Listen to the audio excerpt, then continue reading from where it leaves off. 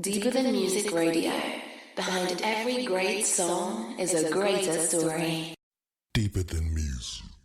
The core of you, the fans, the truth is deeper than music. Deeper than music. Simply the truth is the latest, the newest. It's deeper than music. Deeper than music. The core of you, the fans, the truth is deeper than music. Deeper than music. Simply the truth is the latest, the newest. It's deeper than music.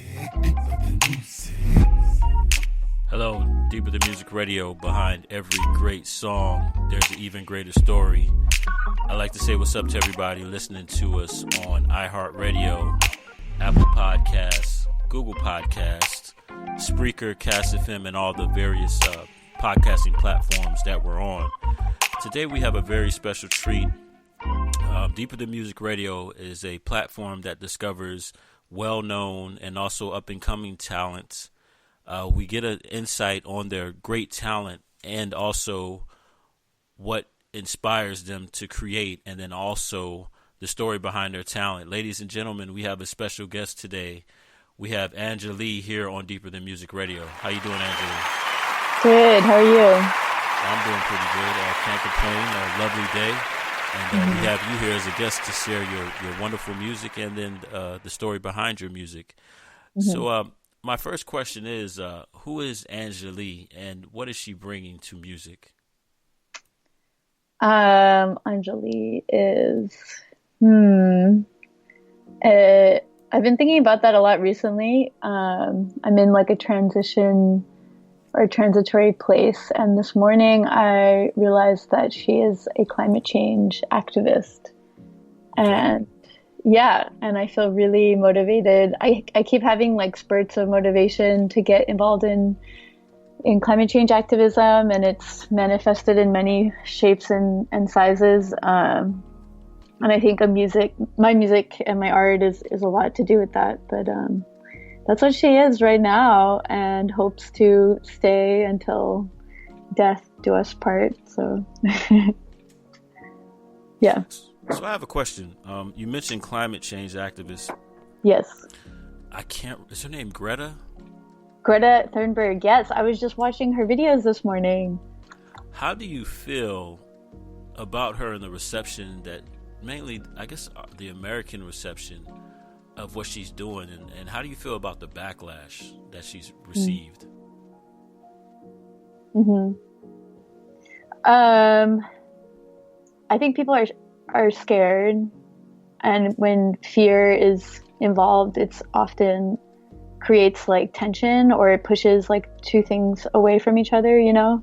It creates like polarities, and I think she is calling it like it is. Like, she's very fearless and just being point blank about what is happening. People have said that she's on the spectrum, like might have autism. And it's interesting because I studied psychology in college and was really interested in autism. And like, there's a lot of just like brutal honesty that I noticed with people who often get diagnosed with autism. And that's something I love. I don't know if it has to be a disorder. It's just like part of who she is. And so I'm not surprised like how people are reacting. Of course, Trump has a really fragile and big ego. So anybody who's going to threaten him, he's always going to say something back because he's very, cowardly. And because I feel that like common sense isn't common anymore. And then the fact, what kind of blows my mind is like, you have this girl that's 14 years old. There's obviously been evidence of climate change. And I feel like in our day and age, kids they get it more than the adults get it, right? And it just blew my mind to see adults attacking this brave young girl. And it's like, wow, but I do applaud what she's saying. And I think with a lot of activism that you gotta tell them like it is. You can't sugarcoat things, right? But I just wanted to get your thoughts on that, because it's just, you have this girl who's brave and telling it like it is, because basically, we're leaving this mess to our kids and their kids, So, okay, very interesting. So how would you describe your sound, the music that you make? It's I guess in the world of indie, I don't know what that really means. Like I always thought it meant independent, but I see it like coined in this like genre of music that is kind of new. It's something new, but also is pulling from old. I've been trying to be more accessible recently. So when I hear indie, I think of like music that's a little bit maybe not pop or is pop, but in that world also of accessibility. But I do like to experiment a lot, and I listen to a lot of world music and global music. So I'm fusing things, I guess, that I hear in my life. Okay, so you said like world music. Who are your influencers? What musician influences you musically? I have this playlist on Spotify that I called El Mundo. It's just like the world, music from the world. It's funny, ever since I got Spotify, I stopped remembering musicians' names because I just there's so much out there, right? Estrella Morente is like a very famous flamenco singer. Her father, Enrique Morente, was like, I hope I got his name right. He was like a legend. There's also Paco de Luis. I'm just thinking of flamenco people. I really love this woman, Silvia Perez Cruz. She's also from Spain. I was living in Spain this past year, so I'm just like naming the people who have been coming up from that experience in my life. But I also listen to a lot of Indian music. I grew up listening to Bollywood. My dad's from India, so we would watch Bollywood movies. But he also plays a lot of really old Indian bhajans. I could not tell you the names of them. They're like shit, you hear in the car when you're driving to the grocery store with your parents. Okay. Yeah. Recently I was in New Orleans and learned a little bit about Haitian music, and I met a man who is a Haitian drummer, and he was teaching us some stuff about voodoo. He was telling me like voodoo means love, essentially. And I got to hear him play. He was playing with one of the musicians and people I was staying with, one of the friends, and it was really cool. So it sounds like you pick up things from all over the world, here and there. Yeah. I really like to listen to everything. Like, I think music is it's like God talking to us. I love music from everywhere. Wow. So with that eclectic mix of music and influences, I definitely want to get into the first song that we got queued up. It's called "And Grind." Can you give us the story behind this song? Yeah, so this whole EP that I'm putting out in February is with a band that I used to play with. The band used to be called Ginger Libations, and then it kind of evolved as people moved away. It was 5 of us. And this song actually was written with my old bandmate Eli Catlin and Emma Savine, who's the drummer. And I'm pretty sure that the song was just written with the 3 of us, and it's just like a song to work out to. I honestly just listen to it when I'm going to the gym. So it doesn't have a lot of like deep meaning, but it was really fucking fun to make and to play. Oh, okay. So this is like a workout, get busy type of song. Okay. All right. Well, you heard the story behind the song here with Anjali here on Deeper Than Music Radio. This is Marquivas Furious Nias, and you're listening to Deeper Than Music Radio.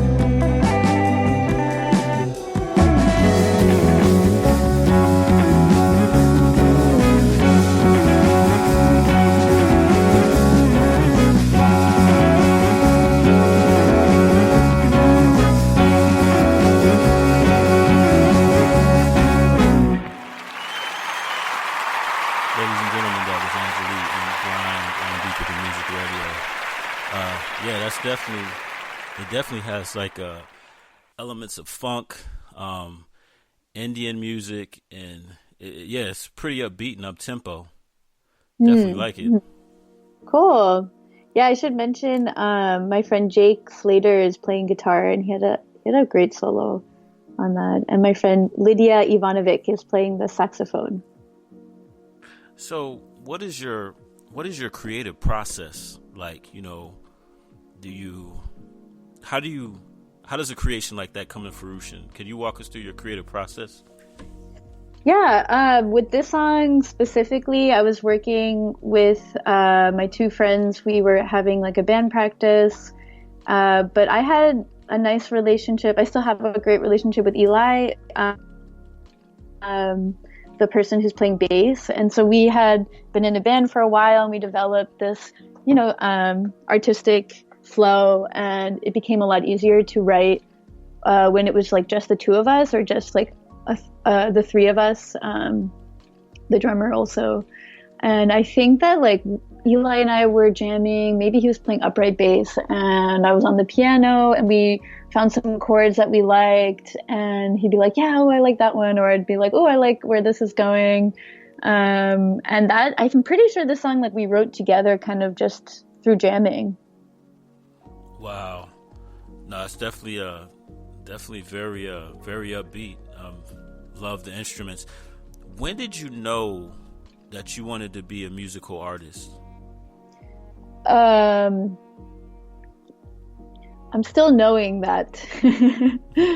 I don't know what that means. Like, I guess I now feel comfortable saying that I'm a musician and that I'm an artist. To be that, I think just means that you practice it. So I guess I've known that since I was like 8, or maybe even younger, because I've always been singing. But like to take it more seriously and as a career option, that's still something that's developing. Like I've only been doing music for the past 5 months, and it's hard as fuck. And I'm like, sorry, I'm not sure I can curse on this. No, you're okay. Okay. So you're saying, as far as being a musician, as far as putting in the time and like just playing a musical instrument. Yeah. Okay. Like if you're playing, then I would say you're a musician. If you're playing an instrument, I mean, really, like philosophically, I would say everybody's a musician, because we all have a heartbeat, Yeah, no, I feel what you're saying, because I'm a musical artist, and it's not your traditional band or whatever. It's just like, okay, I have a keyboard here, I have a synthesizer there, and I would always consider like people in a band that play a specific instrument as a musician. And then it took a while, and somebody's like, no, you create music, you create good content, you're also a musician. So I get what you're saying. You want to make sure before you have that tag that you're certified, right? That other musicians will respect what you have to bring, and that you dedicated the time to nurture your talent. So when was the first time you actually like performed or did something live of your own creation?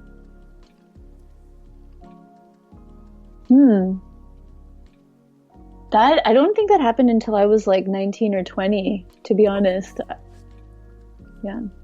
Oh, yeah, okay. I was. Go for it. No, I was going to say, because it sounds like music was always in your heart, but I guess that kind of answered my question. It took you a while to get to a place where you're like, okay, I'm going to let out my music and play my own content. Yeah. Like I started writing kind of late, maybe at like 18, but I wouldn't share what I had written. I will say GarageBand was very helpful in just like making me feel confident in what I was creating, because it's really like a quiet, to be a producer, like you're alone, you're editing, you're with your laptop, but you can create something that sounds really full and strong alone. And that was actually an empowering tool to like coming out of the music closet and the real closet. It all happened at the same time. So two breakthroughs all rolled in one. Hell okay. Yes, yeah. So what were the things that were kind of like kind of holding you back to share your gift?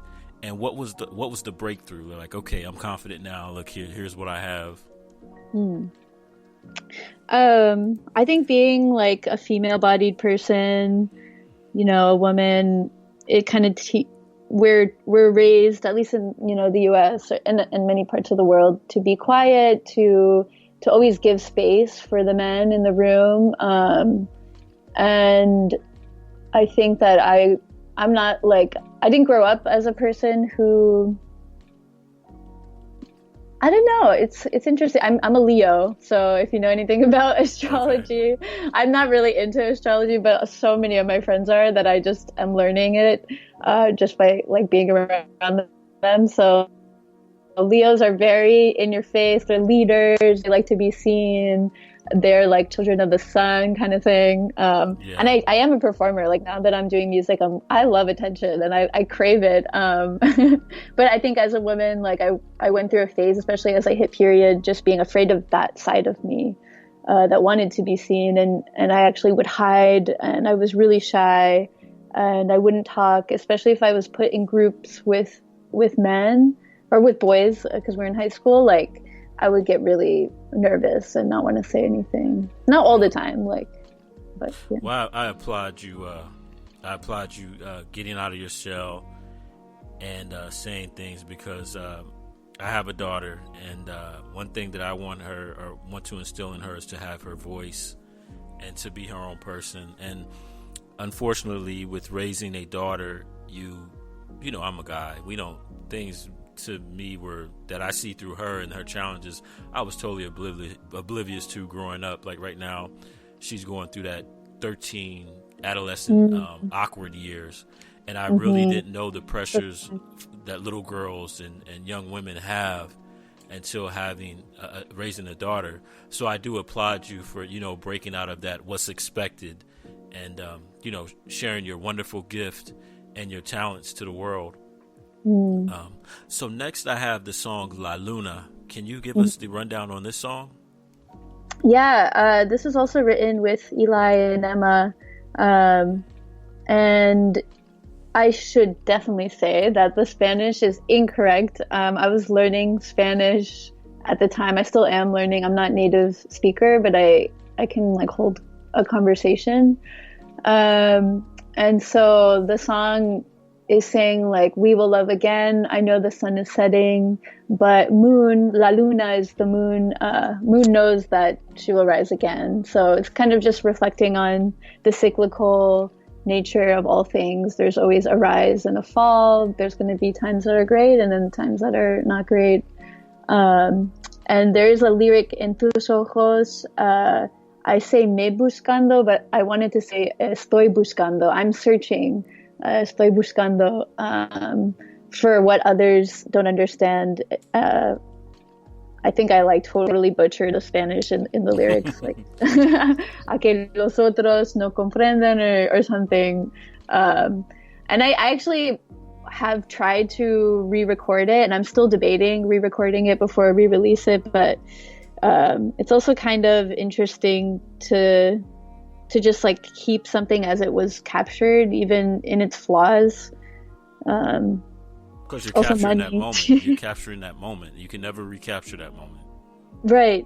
And the incorrect Spanish like somehow is poetic. But I also feel like I don't want to teach people wrong Spanish, you know? So it's a weird, but anyway, you could have the perfect and the flawed version, right? Yeah. There we go.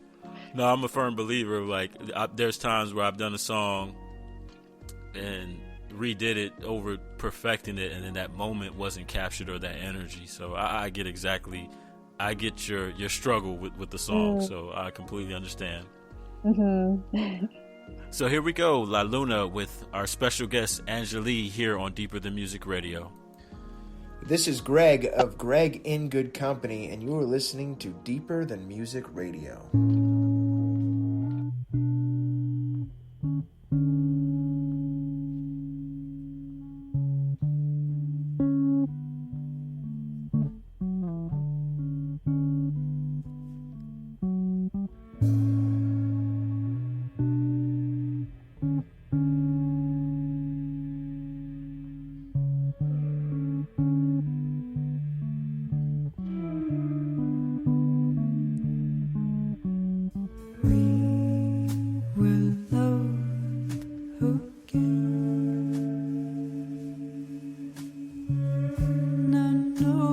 sun is setting, moon knows that she will rise again, will find her need. The moon knows the sun is setting, moon knows that she will rise again. Ooh, ooh, ooh, ooh.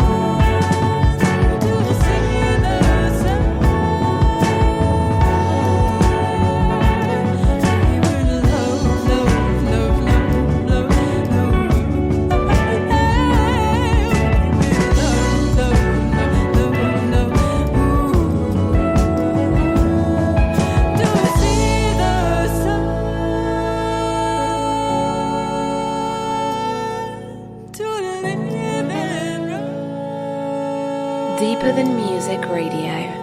Ladies and gentlemen, La Luna, Anjali. So I feel like you, when you travel, you do you find like little spots to like take in the local music and just take it all in? Sorry, this there's some lagging. Oh, Could you repeat that? Oh, I was gonna say, I feel like when you travel, do you make time to check out the local music scene or listen to the music? Because your music is so worldly. Hello? Yeah, can you hear me? Oh, poor connection. Yeah. Can you hear me now? So your music is so worldly. I feel like I wanted to ask, when you travel, do you take time to check out the local music scene so you can take it in and then incorporate it in your music? Yeah, definitely. I'm in like an interesting spot because I'm a solo artist.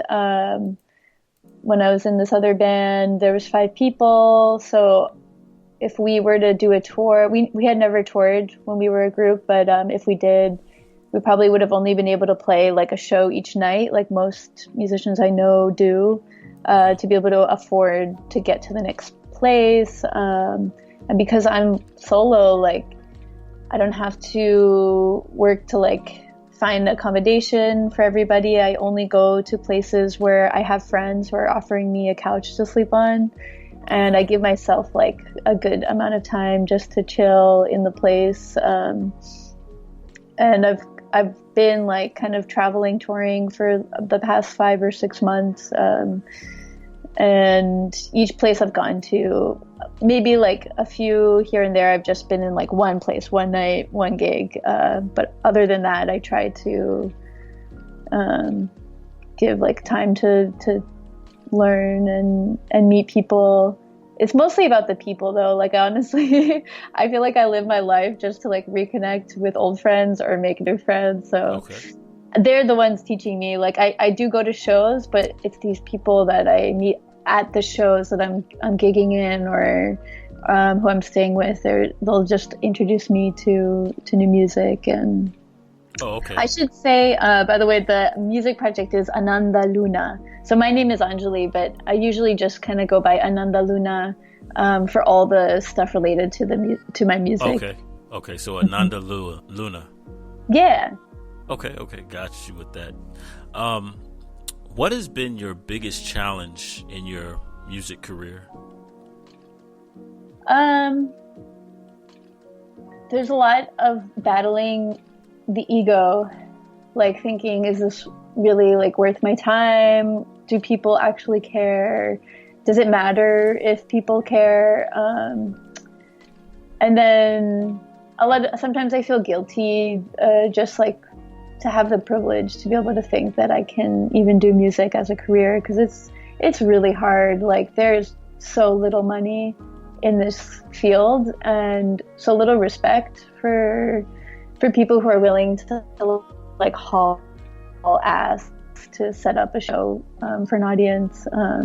And it's maybe a little better in Europe. I noticed like when I was there and I was touring, I would get paid like $100 or $200 for a show for original music. And in the US, I find that the friends I have who are making that kind of money, usually they have to play like jazz standards or something that people can dance to.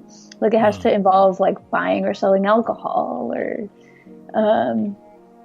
I think there's maybe a little bit less respect for like new, original or like thoughtful music in terms of money. But I still feel like I'm really at the beginning of this career. Like it's going to be a long and slow journey. So I haven't been making much money. Like I probably make negative money doing music. And thank the Lord, like I love being a nanny and I love being a teacher and I have other jobs. Like you need to have other sources of income to sustain it. Yeah, you have to. Unfortunately, especially with the streaming age, I feel like music is a lot more disposable. And then if you're not doing the cookie cutter music, then originality or just you either do it for the love of the art or you're doing it for income. Like I had a conversation with one of my colleagues, and we were talking about hip hop, and particularly we were talking about Cardi B and then female artists. And Cardi B is pretty much, she's pretty much said, hey, I got to be this, and this to make money or to make it commercial, which I found was sad. Again, thinking about my 13-year-old daughter, I'm like, well, what about the days of, women like Lauryn Hill or like Queen Latifah, or women that, hey, I didn't have to flaunt my sexuality. I'm giving you poetry. I'm giving you thoughtful lyrics. I'm giving you my life experience. So I definitely feel you on that. I honestly feel that true musicianship, true art, isn't really appreciated, and like you said, especially here, it's like how raunchy or how controversial can you be, Yeah. I mean, I think that there's always going to be the Cardi B's and then the Lauryn Hills. Like, there are Lauryn Hills around now too. Like, look at Tink and the Bangas. Yeah. They're from New Orleans. They got they're doing really well, and those people are like solid, musicians.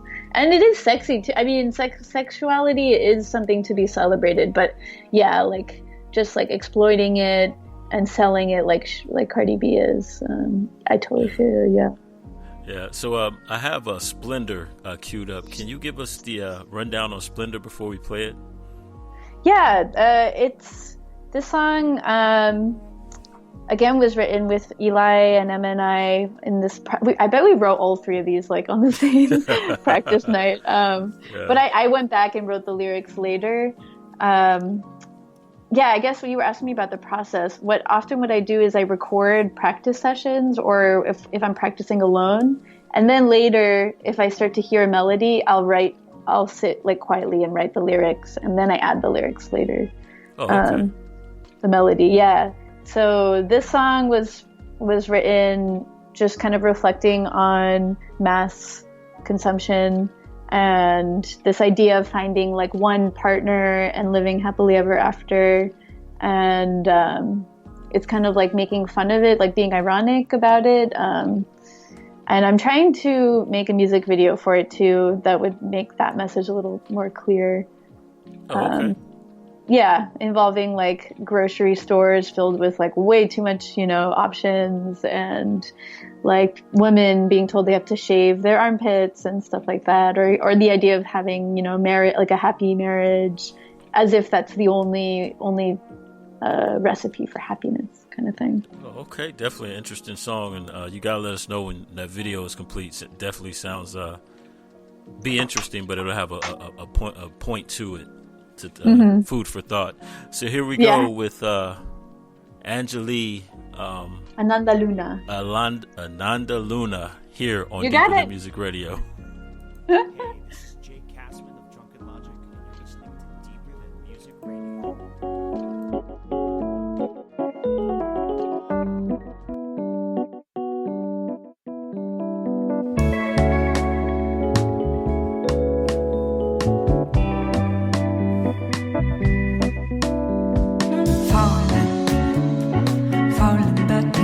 To the ground,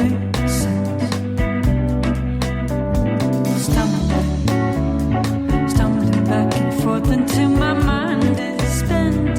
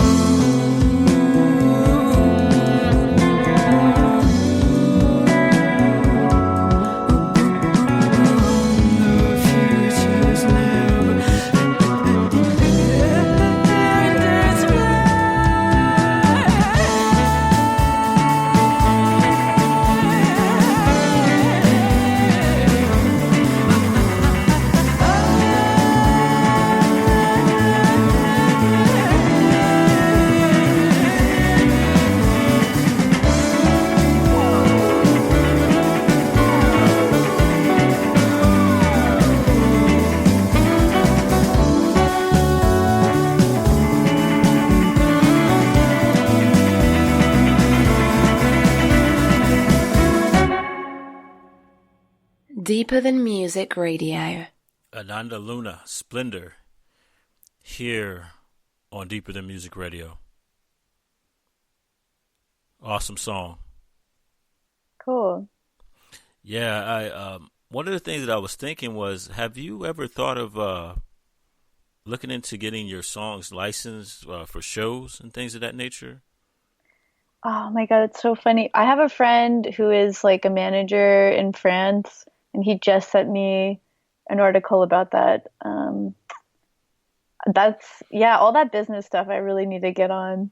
Yeah, no, I feel like your music is, actually, I've had the pleasure of my music being on Dance Moms, Breaking Amish, more recently Black Ink Crew, and I think like your music definitely fits that mold. I would definitely afterwards we could have a sidebar conversation, but yeah, your music fits, and the cool thing about that is the money is a lot better than streaming.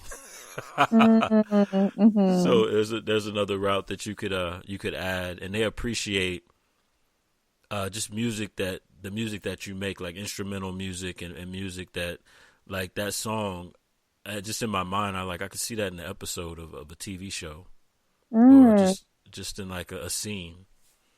So Word, yeah. Yeah.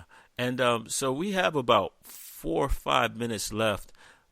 Before we go, I wanted to ask a question. Ask actually 3 questions. My first question is, what would you say to somebody who's listening to your interview, and like aspire to be like, oh man, she makes worldly music, and this music is so free and outside of the box? What advice would you give somebody that may look up to you and want to be where you are now?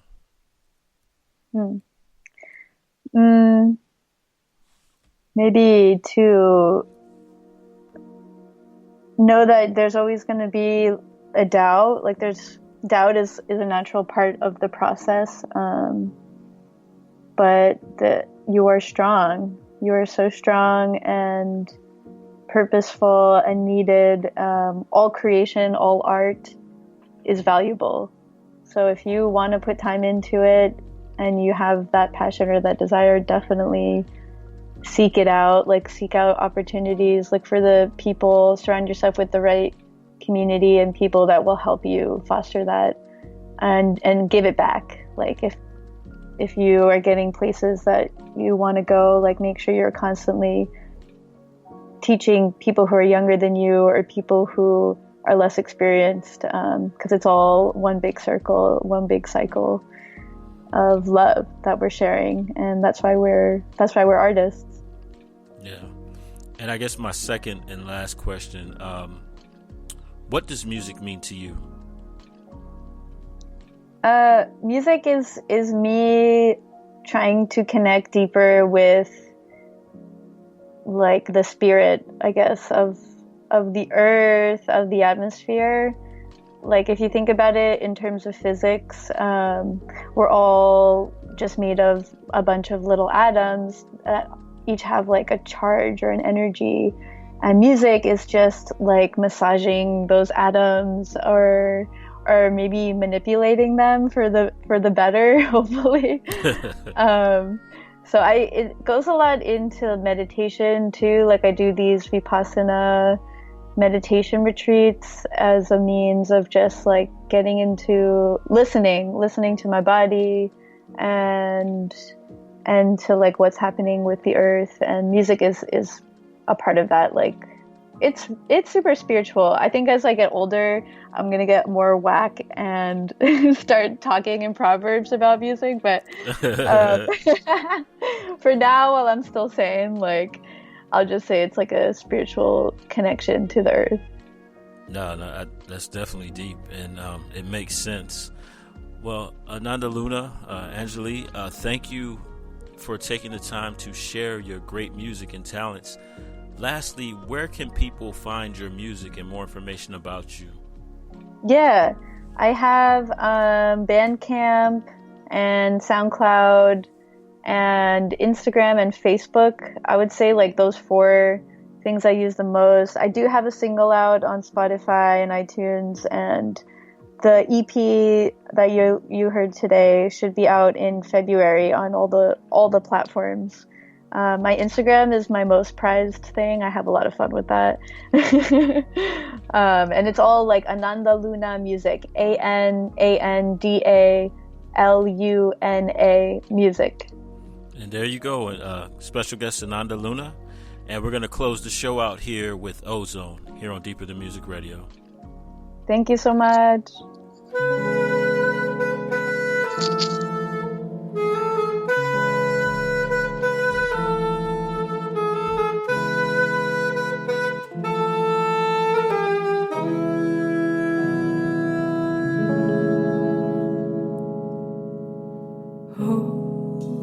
Ozone high will get you into sublime sequester, carbon the night.